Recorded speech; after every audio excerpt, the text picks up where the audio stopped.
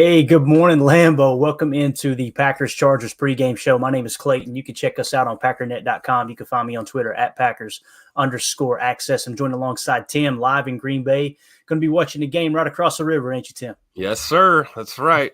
Go Pack, go. Yeah, man, I tell you, it looks like a beautiful day for football, too. This picture we're showing you right here, I believe it was Rob Domofsky tweeted it out, down on the field I think this was probably an hour and a half, 2 hours ago. Looks like a beautiful, beautiful day for football in Green Bay. Going to be an awesome matchup, I think. Liable to see the most points we've seen all year, Tim, and that's really, really exciting. I know we got a little bit of breaking news we'll hit on first, and we'll go to the chat. Matt Schneidman tweeted out, Jair Alexander is expected to play today against the Chargers. Per source, he's listed as questionable with a shoulder injury that kept him out last Sunday. So it sounds like Matt Schneidman got the inside beat there, Tim, and Jair Alexander is going to be good to go today. I think that's great news, seeing that there's a good chance that Keenan Allen plays as well. Man, this is going to be interesting because I think both of these guys are going to – let's keep our eye out for the depth chart because – they're both dealing with nagging issues here. And I don't know. You know what I mean? Like they're going to start. I don't know how much job we're going to see all day. I think they're both shoulder injuries too, aren't they? Yeah, both shoulder injuries, right? So like, are we going to watch two guys like playing not to hurt themselves more? So flat fighting. Yeah, like play fighting. So, I mean, I don't know. But I think it says a lot though about veteran leadership on both teams there, right? You know, hey, we're gonna try and go. There's football to be played. And we'll take it one snap at a time. So keep your eye on those two, not necessarily just as a matchup, but just like, you know, how many snaps we're really going to see. So I'm still looking at Bal and Val back there in our secondary because we could see that on the field. And, you know, I'm sure the snap counts aren't going to be super high, at least for Jair. We'll see, though. Yeah, we got a little bit of information on their wide receiver front, too. We'll hear here in a second. Anybody in the chat, if you happen to see the inactives drop, post in the chat, and we'll throw it up on the screen here. But Derek K in the chat said we need to run the damn ball 65% of the time, both Jones and Dillon, for 100-plus all-purpose yards. Sign me up, man. Give me that. 65%. 65%. I see what you did there, Derek. We saw what you did there. Getting started early. And Derek says, question is, Clayton, you riding the diesel? Are you riding the diesel train? Or the daddy soda's being cracked early today. It's funny. My wife see me take a daddy soda can downstairs. She said, "You drinking?" I went, "I've already had 3." And she laughed. She looked at me. I was like, "I'm just kidding. That's from last night. You kidding me? That's the one that put me in bed. The one I had yesterday put me in bed, right?" But yeah, we do. Just so you know, yeah, right here, Derek. Diesel morning for sure. Bet you rear end. We got that diesel flowing today.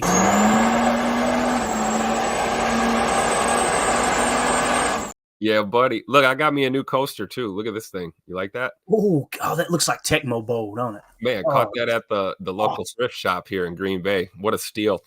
Bro, it looks like the old Tecmo Bowl logos. I love that stuff. I don't know if you've seen people have broke out the T-shirts, right? They've made T-shirts now with the old, whatever your favorite team is. It's the old Tecmo Bowl grainy logo. Yep. Love that stuff, man. Tecmo Bowl brings back some memories. Many fist fights happened in the living room with the cousins playing Tecmo Bowl. I promise you that. Especially whenever anyone decided to use the Raiders and run with Bo Jackson, man, that always started a fight. But we're going to just kind of show some practice footage in the background here as we talk along here. Got a little bit of footage of the jerseys from earlier today. Tim, I see you rocking kind of the throwback look over there, man. Yeah, man, 50s throwback day, old school. Can't wait till they bring back the 1921 throwbacks, hopefully in a few seasons. I believe we got a couple more years with the 50s scheme, but I'm sure they'll go back to the old blue and gold at some point. But yeah, man, throwback day. Looking forward to the game, man. It's going to be a great one today for sure. A lot of points on the board, right? I think there's a really good chance for a high-scoring game. Yeah, I think it's going to be a fun one to watch. Jake Shavink in the house says it's a great day to have a great day. Amen to that, my man. We got Mark in the house says, "Good morning, Posse. It's another Packer Sunday. Go Pack, go." Everybody's showing up in here today. We got Adam in the house. He says, "'Tis a good day for combined 200 total yards from Reed, Watson, and Musgrave." Man, hey, that's the triple-headed monster, right? That's the one that I'm looking for. Now, you could throw Dobbs in there. Of course, Dobbs has kind of separated himself a little bit. Like we said, he's grading out as a very good number 2 receiver right now. We hope he steps into that number 1 role completely. But Yeah, man, I think it's there's a good look at the jerseys. There's Reed's jersey as we're talking about it. Reed and Musgrave are exciting to me, and like I said, Tay Wicks, being able to give one of your receivers out of that 11 personnel a breather and bring in Tay Wicks with that route running ability seems to have pretty good hands. I know he's had a drop or two, but for the most part, has some strong hands this year. Tim, I'm excited about the young pass catchers, man. I think going into next year, we're really, really going to have a lot of confidence in them. Again, last year we led the league in drops. This year, I think we moved up like 6 or 7 spots. So you can see it's getting better, and I think it'll be even better next year, man. Yeah, absolutely. And you never know who we might be, adding to that receiver core too. I'm not going to say that. Oh, did I say Marvin Harrison Jr.? Did I say that? Oh, yeah, I did say that. But no, I think going forward, I agree. There's a lot to be excited about in that wide receiver room, even with just the personnel we've got here right now. I think about some of the guys that were, like we talked about, were bubble players coming out of training camp, final cut day. Look for guys like Malik Heath, the Grant DeBose.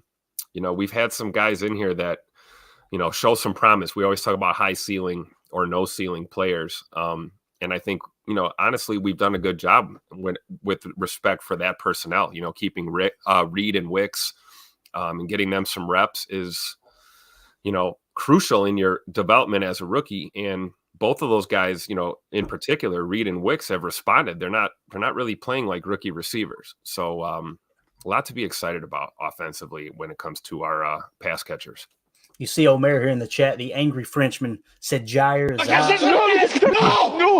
No. There. And I looked on Twitter. Sure enough, Spoon just reported on Twitter that Jair is out for the day. So they must have tested it. Matt Schneidman got some bad info, evidently. Spoon, I want you guys to understand something about Spoon. Tom Silver. Is it Silverstein or Silverstein? How do you say it, Tim? I've heard it both ways. I'll just guess Silverstein. Yeah, I call him Spoon. That's what, that's the nickname, obviously. Him with the covering the Packers for a long time. Guys, Spoon is the mouthpiece for Brian Gutekunst. If Spoon says something, it's coming from the front office, okay? Just understand that. I've been reading between the lines with him and what he's covered the last 5 years, and I'm telling you, every time a message comes out where it's like, I don't know, man, I think he's kind of leaning towards the front office here, it ends up being true. I think he and Goody, I think when Goody wants something out, he sends it through Spoon. Not that he would necessarily do it through Jair Alexander, but Spoon is so plugged in. And you guys don't need to hear a rookie like me say that. I mean, Spoon's been around. He's been covering the Packers probably longer than I've been alive, right? But nonetheless, Jair is out today, but it's pretty exciting stuff. It looks like Gary and Quay's going. So play that quarters look, man. Keep everything in front of you. I know people don't want to hear it, but keep everything in front of you and make the running game beat you today, in my opinion. Val and Bal, baby. Let's do it. It's coming, man. Whether you want it or not, it's coming today. Jake Shavink in the house says it's a Watson day. Hey, sign me up, dude. Sign me up. Let's see right here. He says Jalen Guyton is out for LA. One less deep threat to worry about. And it's interesting too, Jake, because I was having a conversation online with another Packer fan, and I'm going to pull this up real quick to kind of go along with what you just stated. If I could find the overlay, let me see here. Right here. It was our boy Jim Tyson tagged me in this morning and said, the Bolt Beat, a publication that covers the Chargers, said, hope this isn't a sign of things to come. And then they had quote tweeted the Los Angeles Chargers from 19 hours ago. We have elevated wide receiver Terrell Bonham and Alex Erickson ahead of the LA Green Bay matchup. So they elevated 2 wide receivers. Now, obviously, Jalen Guyton's out, and one guy tagged me and said, oh, no, there's no limitations on Keenan Allen. He's good to go. And I was asking him, where did you see that at? And we pulled a tweet from yesterday where Tom Pelissero reported he's listed as questionable, but there would be no limitations. Well, why did they elevate 2 wide receivers, right? And are they going to tell us? Are they going to pass that information along to say, you know what I mean? You get that little game of cat and mouse there. But, yeah, so Guyton is out.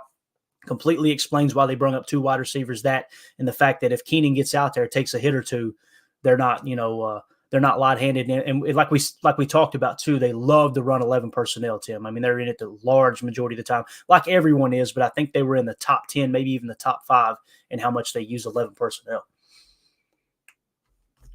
So you're on mute, bro. Sorry about that. No, but here's the thing. It's true. We know this, but it's like, I keep having this sneaking suspicion. It's like, watch them come out in 12, or watch them put an emphasis on running the ball on us or something. We're anticipating a pass heavy approach just based on film, right? But it's like any given Sunday, right? And I put myself in the shoes of the Chargers. They're on the road coming into Lambeau here. Maybe they try and mix it up today, especially with the issues they have with some of their personnel right now. So maybe this is an Austin Eckler type of day. And, we need to stay on our toes in the run game for sure, because that wouldn't shock me either if we saw a run heavy approach right out of the gate from this team, just to kind of throw off game plans, Yeah, no doubt. Derek K in the chat says Watson for 2 touchdowns and LVM for 2 sacks. I'll take Brent that. X says trade Jair. I love it. I love it. I just love how, I don't know, man, just what am I looking for? The versatility in the chat, man. How you go from, hey, Watson's going to have 2 tutters, LVN's going to have 2 sacks, trade Jair. Omer in the chat says Packers only have Nixon, Valentine, and Rochelle active at corner today. Shouldn't be an issue, but definitely a lot cornerback room. That's interesting, right? Because I imagine, is Rudy Ford active? Do we know for sure? I'm pretty sure he's out. He's out. Okay. I mean, that's a pure speculation. Hopefully we'll get some info here in the next 20, 30 minutes. Yeah, if you guys have heard for sure about Rudy, I can't remember if he was listed out yesterday or not. I've done so many podcasts, I should know this, but man, I tell you, everything's a blur. Omer says Rashawn Gary and Quay Walker are playing for the Packers. Jair Alexander is not. Alexander and Rudy Ford lead in the actives, maybe inactives. Okay.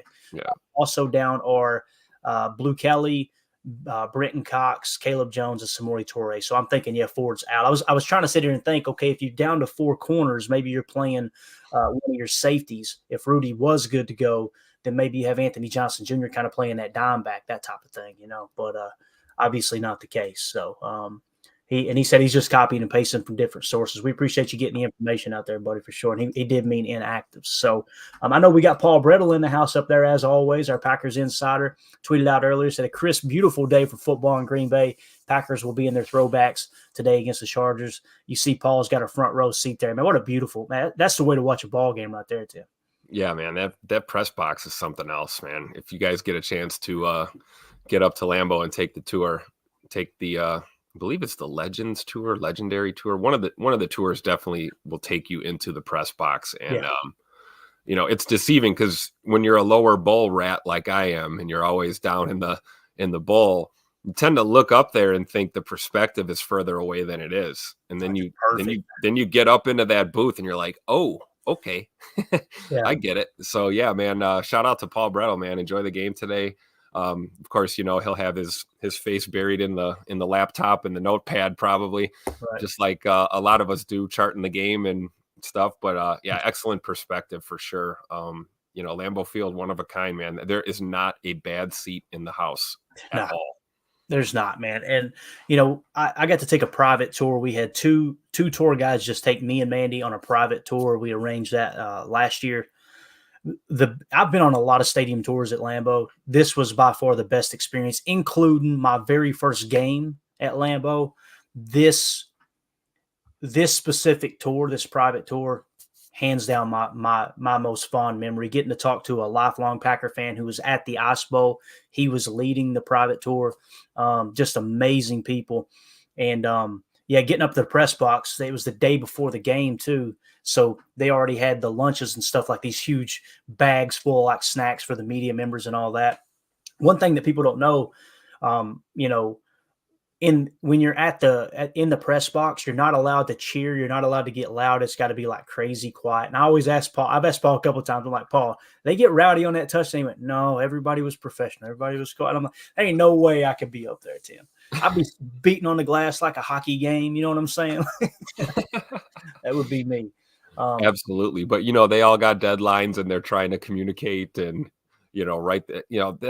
First of all, being a beat writer and a reporter like that, being in that press box, you have to tip your cap to these guys because, that is, not everyone can do that, man, to be able to watch and follow a game. And then, you're multitasking on top of multitasking when you're reporting like this. So a lot of respect for what those guys do, and I totally get it. It's kind of hard to cheer, right? I mean, your instincts are going to make you want to, but I think the workload and the vibe in the room kind of keeps you grounded when you're in that situation. Oh yeah, no doubt, man, no doubt about it. Nick McSwain in the chat said, "What happened to Torrey?" I'm assuming that he's inactive today simply because he's so far on the depth chart now, guys. I've heard some people say, "Oh, we need Torrey on the field. We need Torrey on the field." PFF disagrees, right? He's got a very low PFF grade, and I think what you're seeing, and it's tough because Samori Torrey he's a good guy, right? He showed some flashes. Obviously, had that touchdown catch last year in Buffalo, and you're like, okay, on a scramble drill, he's just kind of a natural, right? But what's happened is all these guys have passed him up on the depth chart, right? And he's going to be one of those guys that, probably going to be on and off the practice squad by next year, I would imagine, especially with Tay Wicks stepping up. And we know, of course, how much they like Bo Melton and people like that. Or I'm sorry, Malik Heath, some of those guys on the bottom of the roster there. They seem to have kind of supplanted, I guess you could say, Samori Torrey. So nothing against him. It just is what it is, man. It's the nature of the beast. And when you take multiple swings at the wide receiver position, that's what you're trying to do, Tim. And you're trying to get that roster and that bottom half of the roster better there with those late picks. Oh, absolutely. Please nobody pull the receipts on my Twitter timeline because I swung and missed at that prediction. In the offseason, A lot of people did, Tim. Yeah, Samari was one of those guys that I thought this was gonna be a year he was gonna pop, and to his credit, he worked hard in the offseason, and camp wasn't bad, wasn't horrendous for him. It wasn't great, but it wasn't bad. And then, preseason he was kind of under the radar, and let's be real here. He was given his shot.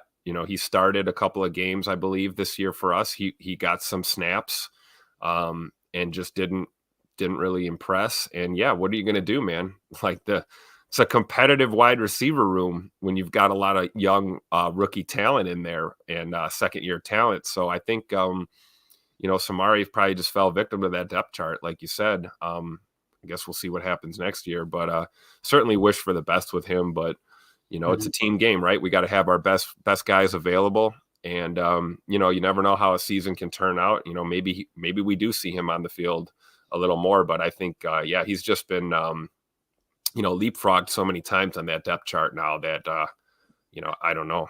Is he going to end up a practice squad player? Could he be moved around in the offseason? Perhaps, he could be packaged into a trade deal for all we know. I don't know. But still wish him the best, though, for sure. And certainly fun to watch in those scramble drills. Seems like a knack. That's a good trait to have as a wide receiver, knowing when the play breaks down, or if we're running something like this, where to be. Where can I be to get open? And Samari certainly does that. But there's a lot of other things in the game he's got to shore up for sure. Yeah. And looks like Bill Huber just put out an article on SI.com covering the Packers. And it says the Packers will face Herbert without Alexander and Ford, who is out with a bicep injury. Ford did not practice all week and was doubtful. The Packers figure to go with Carrington Valentine and Corey Ballantyne at corner again. Anthony Johnson will join Jonathan Owens at safety. It says the other inactives, like we said, we already covered, Blue Cali.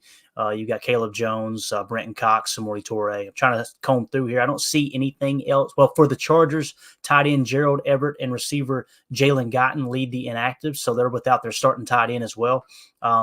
Wisconsin receiver Alex Erickson was elevated from the practice squad on Saturday to replace Guyton, and of course there was that second one that got elevated earlier today that we've seen. Here in the chat, Ray Bretman says, 67-year-old Packer backer, excellent program. I know where my pregame visits will now be. Hey, we appreciate you swinging through, Ray. And more importantly, man, we appreciate you holding that banner up during the down years, man. Anytime I see anyone who's over the age of 50 and they say I'm a Packer fan, I know you guys sat through some bad football in the 80s and in some cases the 70s too, right? Yep.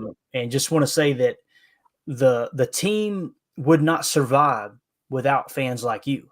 There's a lot of people that they like, a lot of Packer fans that like to go, I don't want to hear that crowd that y'all don't know what it's like to not have a Hall of Fame quarterback. We're not going back to the 70s and 80s, and just crazy disrespect. And it's like, you understand that they kept this whole thing afloat through a time when there was no reason to keep it afloat. Like, so much respect to you, Ray, and fans like you that's been around for a while and continuing to support the team, man. Absolutely awesome. Awesome. And that's what being a real fan is all about, right? You know, anyone can cheer for a team when they're on top of the mountain. You know, are you really carrying the torch when you're struggling? You know, that's what it's about, supporting your team no matter what. And that's what, you know, what separates the real from the casual, right, Clayton? Absolutely. I try not to use the word casual. I know you try not to too, Tim, but man, it applies. It Yeah. applies most of the time when you Most of the get time. these people with the hot takes, right? That's right. Yeah. So yeah, it's something that like I said, it's important to acknowledge the past coaches, board members, players, and just as important are the fans that, like I said, kept this thing afloat during the rough times. That's what it's all about for sure. I'm trying to just comb through here and see what Ryan Wood said. Nothing new there. I love Ryan Wood, man. I'm telling you guys, make sure you're following him and turning notifications on. That dude does a great job covering the Packers. Love it. Let's see. David in the chat says, Ray, I hear you. I'm a 65-year-old Packer backer too. Awesome, man. Love it. Love it. Love it. Let's see what else we got, Tim. Like I said, Paul Brettle's in the house. This is a cool mention by Paul, something to just kind of keep our eyes on for the game as far as the game preview. This is from Paul Brettle. The Chargers have 9 fumble recoveries, the most in football. Stenavich spoke earlier in the week on how well Mack and Bosa are at going after the football, as well as the Chargers secondary at punching at the ball. So something we got to be aware of. Obviously, the turnover differential is going to play a big role in a game where it's going to be a high-scoring game like this. It would matter too in a low-scoring game. Turnover differential is that important. One thing I do like about Jordan Love, I don't like how reckless he is in the pocket, and I call it conservative recklessness, okay? He stays in the pocket a little too long, right? He's a little too comfortable back there. But he does have larger hands than both Aaron Rodgers and Brett Favre had, and you haven't seen him fumble a whole lot, right? So you kind of seen that with Aaron, too. There were sometimes he would get hit in the arm, and it's like, how did he hang on to that football? That's the reason during the combine and the measurables, they take into consideration hand size, because it really matters being able to protect the football, not just with good placement as well. But something we got to be aware of there, though, man, with the fumbles, right? Yeah, and it comes down to fundamentals. We talk about the fundamentals of this game, and yeah, we're at the NFL level. These guys are pros. Should we have to stress fundamentals? Well, sometimes you do, and that's making sure that when you're a ball carrier, running backs are securing that football in the trenches. It means if you catch one out on the boundary or in the flat and you're running towards that sideline, transfer that ball to that outside arm closest to the sideline. So if it gets punched, hopefully it's punched out of bounds. Make sure you're grabbing the tip of that ball and you're, secure the football. This is a ball hawking defense in the sense of they are trying to rip that ball out every single time you are running on the field, period. Yeah. So you need to know that going into the game, and you have to stress those football fundamentals, man, as a ball carrier and our quarterback in the pocket. Absolutely. I think Jordan's well aware of that, and I think maybe this is the game that maybe we see him spin out of there. Maybe today he's like a little less comfortable in that pocket, and we get to see some of that mobility that we talk about, because that is a part of his game when he wants it to be. So it'll be interesting to see it today. Yeah, definitely. So you see here, we got some players rolling in. A.J. Dillon getting to the facility today. There it is. You got Preston Smith. He doesn't have the Michael Myers outfit on today. Preston Smith arriving. Big old boy right there. Big old man. That new parking facility for those guys. Love it. Look at Lucas Van Ness like he's catching the bus to school. Look at this little kid right here. Oh man, yeah, right. It definitely looks like first day of school for sure. Mom packed a lunch. It's in the bag. We're ready to go. Still got oatmeal on his cheek. He just looks like if you just look at him in the face, he looks like a baby, dude. It's amazing. Here you got KC in the house. Kenny Clark rolling in, man. Look at Rashawn Gary behind him. All business. He got some diesel. You know what he's got in that? I bet he's got some diesel in that bottle right there. What do you think, Tim? You think Gary got some diesel in that bottle? I think he might. Dude, run Rashawn back, man. Look at him. There ain't a smile on that face. That dude is game mode now. He's just like, look, the team's here taking video of us. He's like, whatever. That dude is laser focused. Yeah. I'm telling you, he woke up like that. I'm telling you. He was born like that. I Yeah, think man. he was. Hey, I think he was born. I think when the doctor tried to grab him and smack him on the bottom, he did a speed dip and rip on him, man, and got running around the room with the umbilical cord attached. I'm telling you, man, that guy eats right tackles for breakfast. Look at Nick McSwain out here starting rumors. He said that's HGH in that bottle. Don't you do this to me, Nick. Get out of here with that crap. You hear me? People were like, well, why'd you show it, Clayton? Because I needed a reason to do this. Roadhouse. Get out of here, Nick. Let's see what else we got. Ryan Wood on Jair. Omer says, or he has a shoulder injury. Not shocking he isn't back yet, considering he's only had 2 practices and neither were in pads. Shouldn't be out there if it risks a more significant injury. And it's tough to play cornerback with a bad shoulder. I completely agree. It's what we've been talking about, Tim. Some of these guys that are banged up, man, look, we know where we're at this season. Look, play it conservative. That's what I was saying about Aaron Jones. Like, if he's not fully healthy, forget the whole snap count thing. Sit him down and let him get healthy, right? Yeah, I mean, run the Herm Edwards clip immediately, please. Because that's exactly right. That's where we're at for sure. Yeah, no at doubt, this point, I mean, why push it? Yeah. Deadfish said, sorry, I'm late. Church went long. Hey, man, that's the most important thing right there, buddy. Believe me, you always choose church over these 2 knuckleheads, okay, buddy? You stay as long as you need. I need to get me an extra dose of church here real soon, too, buddy. I need Amen. to bring it back down to earth. Sometimes you get out of control. Omer says, truth, why risk your best players to further injury in a lost season project, Jair, Gary, and your studs? Yeah, once you get to the point where we're at now, I think we all feel comfortable saying that, right? 3 weeks ago, Tim, we were sitting there going, you know what? Playoffs still on the table. Now I'm kind of the point was it's like if they're less than 80%, less than 90%, in my opinion, you may disagree, Tim. It's totally cool. If you're net less than 90%, sit them down. Let's see what we got in the young guys and just roll forward. But this trying to patch it together just to win another game and not have really any playoff hopes anyway. That's imagine if he were to go out there and injure his shoulder to the point that I can't imagine shoulder injury would ever be career ending. But imagine if it did in a game where, I mean, let's be honest, right? The playoffs. What's our percentage now, Tim? Do you know playoffs wise? Oh, it's got to be less than 10, right? I was going to say at best maybe a 10% chance. Now, that's what I talked about last week before the Steelers game. It was so important to get that dub on the road and now we'd be coming here to Lambeau today and we'd be having a different conversation. I really do, because, we'd have a little bit more of a chance at still believing in that playoff scenario. But I think it's pretty clear. Yeah, mathematically we're not out of it, but I mean, come on, guys, let's be real here. And what's more important, I think, the rest of this year is to see what we have as we build towards the future. That's what happens during a rebuild. I don't care what other cute adjectives you want to put on it. That's what's happening in Titletown right now. So, yeah, rookie eval, second year player eval, who's going to be around long term, we just talked about Samari Toure and the up and down climbs he's had on the depth chart the last couple of this year and last year. So, eval is important. And yeah, when you're talking about Rashawn Gary and you're talking about Jair Alexander, I mean, these guys they're franchise players, right? I mean, they got the bag. That's long term. Like, they're going to be here. We're not trading Jair. Sorry, guys. It's not happening. Yeah. So why risk it? I'm with you, Clayton. A victory today is, we've heard Coach LaFleur say it, and it's true. There's no, there's no moral victories in the NFL.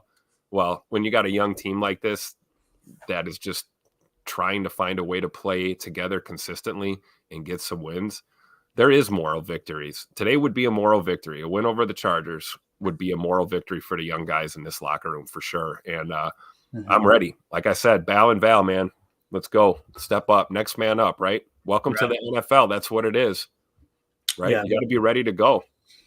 Brent X in the chat said, I hate the conservative approach. Hope we aren't losing our winning culture. I think there's a fair argument there to be made, Brent. I'm not saying sit your starters down if they're healthy, right? And my big thing is if they're not 100%. Now, Matt LaFleur, like you pointed out with Jair Alexander, he feels like 80% Jair is better than, most of the corners in the league.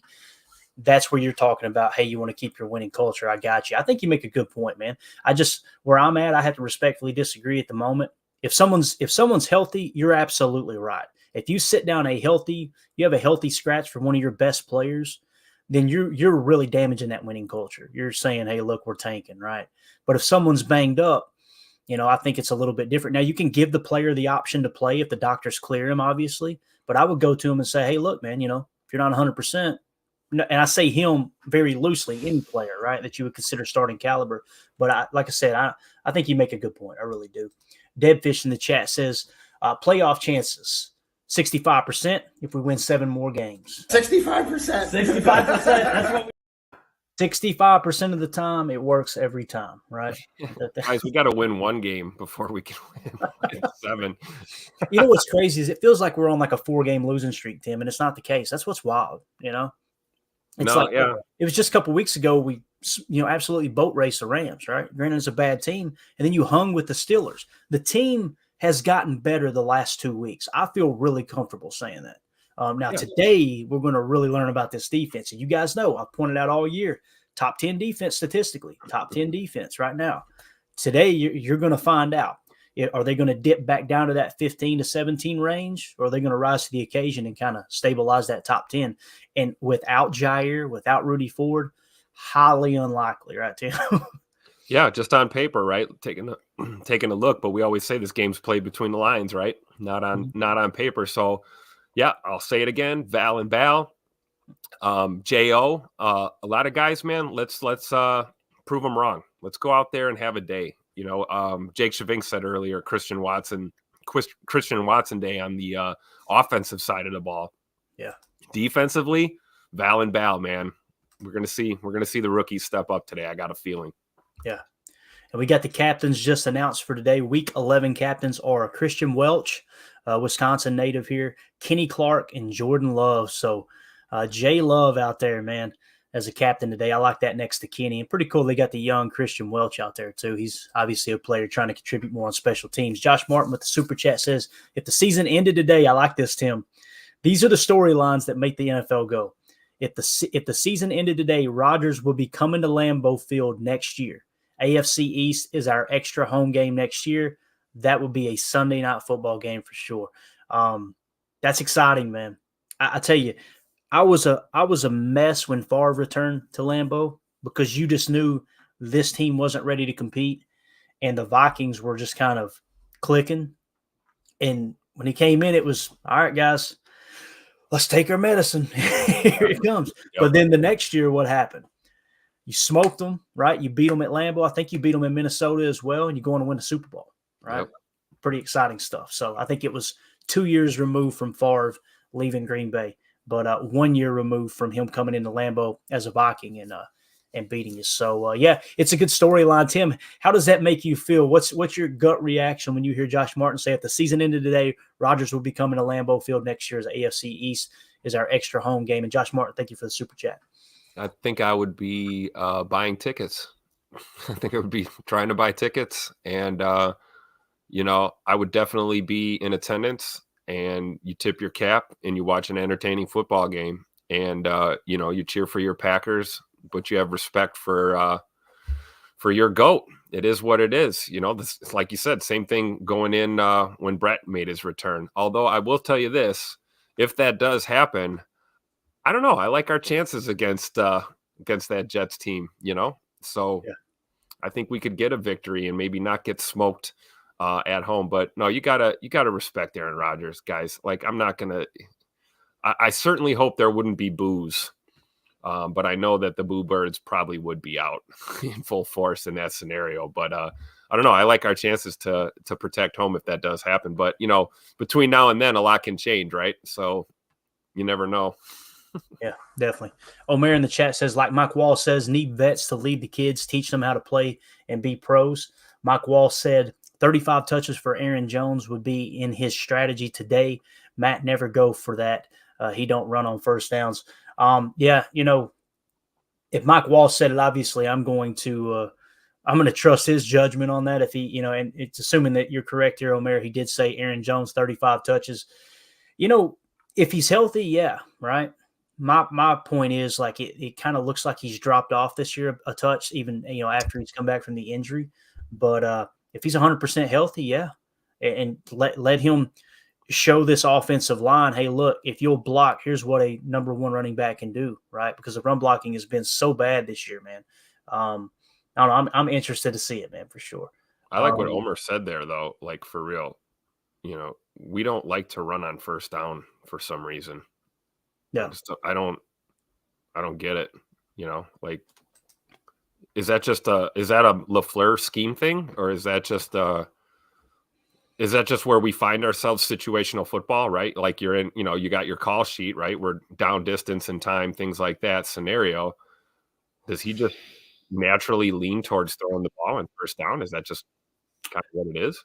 I think that it's a combination of things, Tim.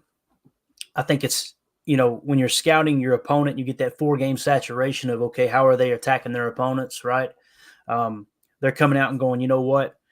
They're going to try to take the run away. We should have the advantage in the passing game. Now, the problem is your quarterback has been inaccurate, inconsistent, and your receivers have been dropping passes, and some of them have not been crisp on the routes. We all know that. I think LaFleur's looking at it from a schematic standpoint, much like Mike Wall talks about. Their whole mindset at 1265 is, this is nothing that scheme can't fix. And Mike Wall's looking up going, bro, your fundamentals are trash, right? So I think you're getting a combination of that. I think you're also getting a small sample of Jordan Love canning to pass plays. You guys know on Chalk Talk all year long, I've showed you him canning out of the run to the pass. And we know that because he comes to the line, he says can, right? Everybody gets it.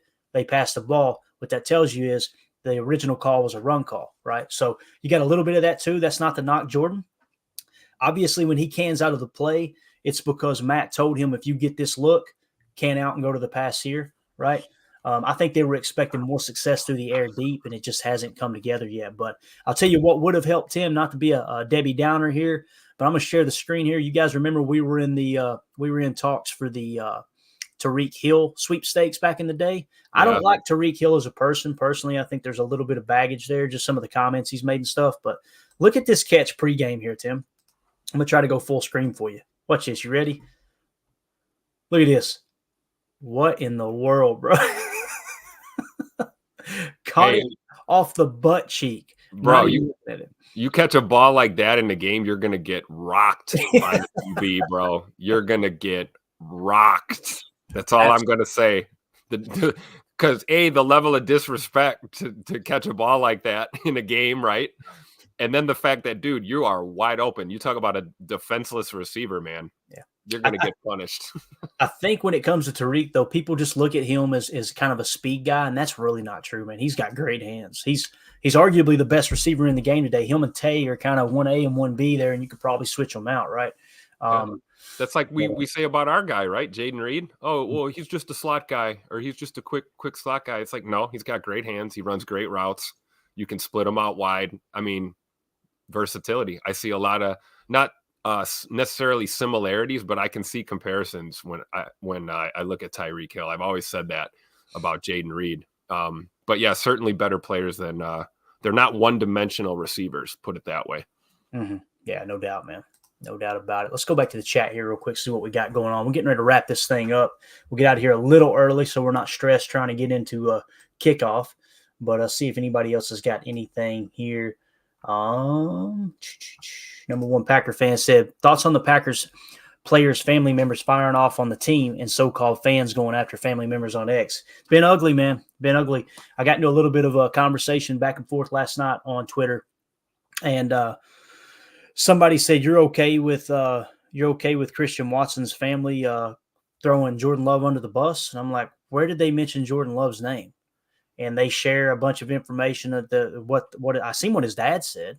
His dad's pointing out the obvious, guys. Like, he's saying, look, he can't throw the ball to himself if it's an inaccurate throw. We seen the throw behind him that got him hurt in the first place. We seen the second time he got hurt was a horrible throw behind him. He goes up, catches it, contested catch. I know he doesn't make those contested catches, although he did this one twisting in midair, landing on his back and hurting himself, right?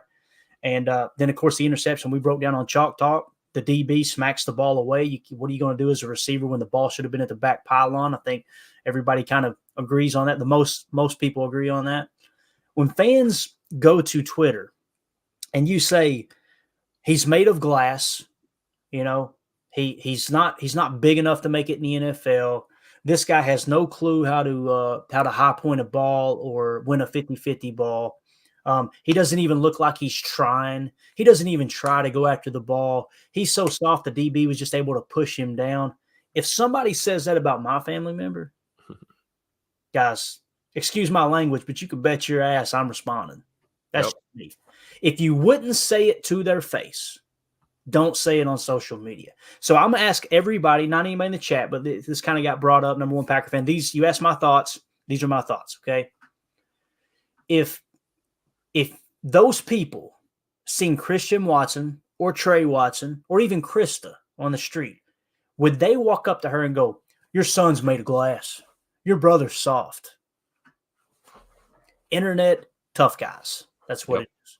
And every time it happens, you click on their Twitter profile, they've got 39 followers, and 17 of those followers are porn sites. Yeah, right. And you're like, they're the ones giving us a bad name as Packer fans. Now, we can't stop them from acting like idiots, right? But what we can do, is be louder than them. And when they tweet it out, comment and go, you're a moron. I apologize. He's so stupid that he's willing to try to act like an internet tough guy and just move on. That's what you got to do. So hopefully that answers your question there. Number one Packer fan. That's how I feel, Tim. Am I going overboard there? How do you feel about it, man? No, not at all. And, the Packers players, family members firing off on the team. So what I'm assuming that is right. We're thinking that, somehow Christian Watson's family was attacking Jordan Love. Dude, what they said is literally what Jordan Love was referring to in his pressers, saying that there are things that I can do better. This is not all on Christian. So Jordan Love is aware of this. Jordan Love admits to underthrown balls, okay? Mm-hmm.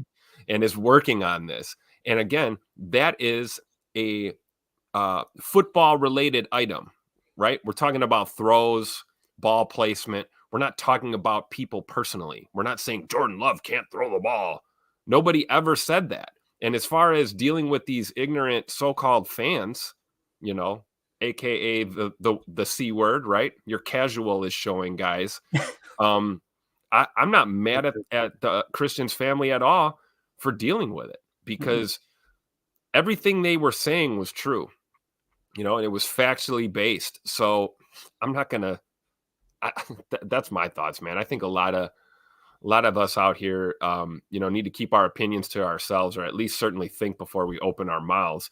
And again, if you wouldn't say it to their face, don't get on Twitter and hide behind your screen and act like you're, like football, because clearly you don't know football, and B, like you're accomplishing something by basically throwing shade. And I'm happy to see that. I love Krista. I mean, she is not going to take any BS off of anyone at all. And it shows. And I do feel bad that she's got to deal with this crap, but she deals with it like a pro, and I love it. And that's a family that sticks together too. You're right. If you were talking about my family member like that, I'm not going to let you drag my family member, especially publicly, in a public open scenario where anyone in the world can see it. So I totally understand, man. I'm with you, Clayton. I don't think at all that you were off base in your take on it, because I agree.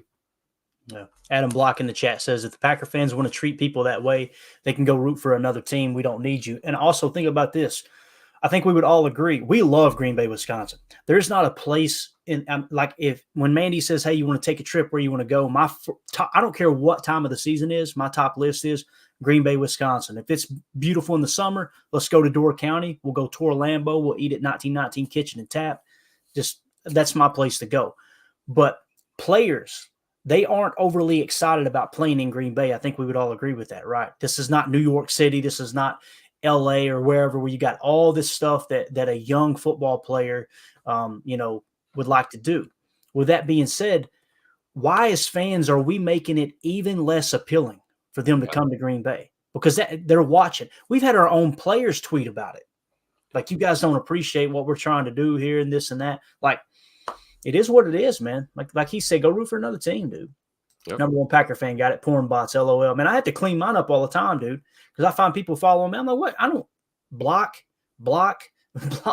It's just funny that the people who are so loud, it always happens like that too. They're always just littered with that stuff. Yeah. Or crazy Twitter follows that shows people getting killed or something. It's just wild. Or they haven't tweeted anything of their own, like, ever.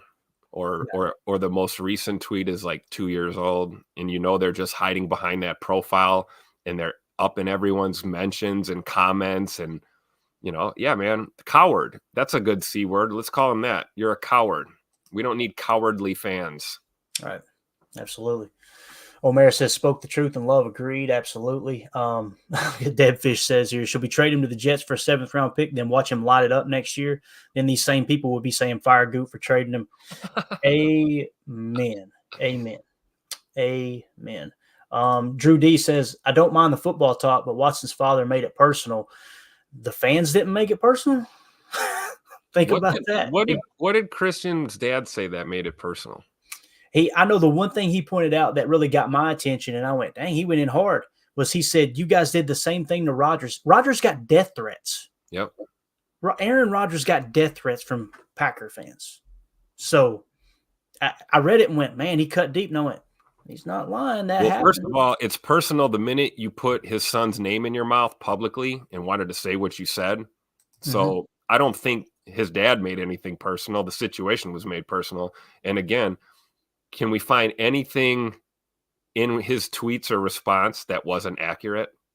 Like, he told the 100% truth, guys. Right. I don't know. I'm not picking sides here, but I'm picking sides. I'm picking sides. Yep. Jake Chavink said they're mad at Watson's family for saying balls are underthrown, criticizing Love, but they can criticize Watson. Makes sense. There it is. Be careful. Your hypocrite is showing, guys. Jake's spot on with that analysis for sure. Yeah. Right here, Aaron Rodgers was booed at family night. I remember that. And clipped off at practice. Another, there was literally a fan that said they were going to break his legs. Like, what? Yeah. There you go. Let's go break our starting quarterback's legs. Unbelievable, man. So listen, they are a very, very, very minute amount of Packer fans, but I know some people are going, don't give it attention, and I understand exactly what you're saying. I agree with it to a certain extent. I just want people to be 110% sure what this podcast stands for and how we see that. In no way, shape, or form are you ever going to get me to go, well, they should boo the team. Booing the team at a game does absolutely nothing to help the team. There is no one who is more aggravated, more frustrated, more upset than the players and the coaches on the field going into halftime that you couldn't score a point in the first half. If you think you as a fan booing them is going to help, I'm sorry. We have a totally different view on how we should fan. And here's the thing. I'm not out there telling people how to fan, but I am going to jump in when you embarrass the fan base because you want to go on Twitter and go, I wonder what their family members are saying. You had to click on their profile to see what they were saying. Exactly. That's literally like knocking on somebody's front door and going, what y'all talking about in there? I'm sorry, bro. You going to get. And then getting mad when they slam the door in your face or tell you none of your business. These guys. Just crazy, man. Crazy. Hey, man, and you're right, Clayton. The only time it's acceptable to boo during a game is when the officials blow a call. Boo those officials all you want. Don't boo your team. That's all I'll say. Because when you boo the officials on a bad call, they immediately start going, there's a lot of people in here. Like, we need to call this. We need to make sure we're getting this right. Yeah, so, John Madden used to say all the time, and I kind of feel like the fans, he didn't say this, but just me kind of speaking in conjunction, I kind of feel like the fans are an extension of the team, right? An extension of the coaching staff, an extension of the players. Maybe that's a bit extreme. Call me extreme. I like to refer to it as passionate, all right? But John Madden would say, there's some coaches that just go and they scream at the players, right? And it's, why did you drop that ball? He's like, no one's more upset about him dropping that ball than him. What is yelling at him going to do, right? Now, you do that behind closed doors. You criticize in private and you praise in public. That's leadership 101, right? Yep. When the fans are booing like that, kind of the opposite dynamic, right? Yeah, exactly. And like Adam says, silence is more effective than booing. Derek K says this show is 100% real Packer fans, period. Someone commented on YouTube the other day and said, y'all are just a bunch of homers. You know what I said? Yeah. Oh, yeah, we're homers. That might be the understatement of the year. Absolutely. If you're going to accuse me of being a homer for the Green Bay Packers, preach, brother. Preach. I'll never understand that. Right. Well, and you're the great fan that criticizes the team constantly. That's how we're supposed to fan, right? Just be hypercritical all the time. Like, I don't understand. Definitely. Drew D in the chat said, I honestly think the Packers fan base is pretty good comparatively to other fan bases. They absolutely are. I completely agree, Drew. It's just, I think one of the reasons why we're better than most is because when that garbage happens, call it out, right? Don't just sit back and let it happen, and you know what I mean? That type of thing. So with that being said, Tim, let's wrap this big bear up, man. We're getting roughly about 40 minutes from kickoff. This has been a lot of fun in here chatting. This is what I wanted the pregame show to turn into, is just a big chat. You know what I mean? And let's just kind of talking about the game coming up. I'm going to take one more gander through Twitter here. You got anything you want to cover? Anything that sticks out to you? Maybe a prediction?